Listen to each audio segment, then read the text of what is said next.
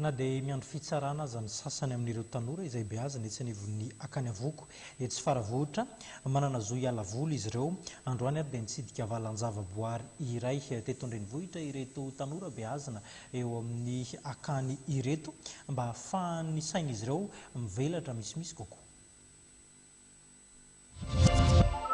Ny antom-pisian'ny ankany avoko eny faravohitra dia ny mandray ireo ankizy manan'olona eo anivon'ny fiarahamonina izany hoe alefa ny mpitsara zaza tsy ampy-taona. 4 no isan'izy ireo amin'izao ary ny 13 amin'izy ireo dia miandro fitsarana. Misy izy en conflit avec la loi, izany hoe miandro fitsarana dia ohatrany hoe MD izany fa misy indray izy zaza victime na maltraitance dia ireny atao hoe cas social. Tanjona ny amerenana ireo zaza ireo eny anivon'ny fiarahamonina ary maro ny fampianarana arahana eny anivon'ny akany avoko. Ny activité rehetra ao dia miompana amin'izay insertion izay daholo.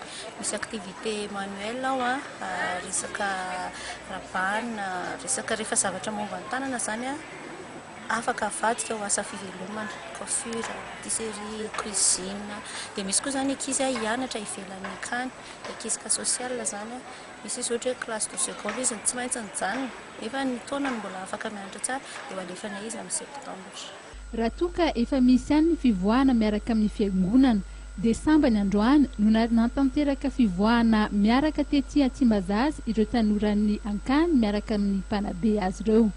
Voalaza fa tsy vita ao anatin'ny ankany ny fanabeazana ny ankizy fa tsy maintsy miara-miasa amin'ny sehatra maro mba hampisokatra ny sain'izy ireo. Anatin'ny fandaharam-potoana raha teo amin'ity taona ity, ny fitetezana toerana samihafa toy ny Tsimbazaza, ny Rovan'Ambohimanga sy ny maro hafa koa. Raha tsy ahivina dia tamin'ny volana martsa lasa teo no niverina ny sokatra indray ity akany avoko faravohitra ity ary mbola manano sarotra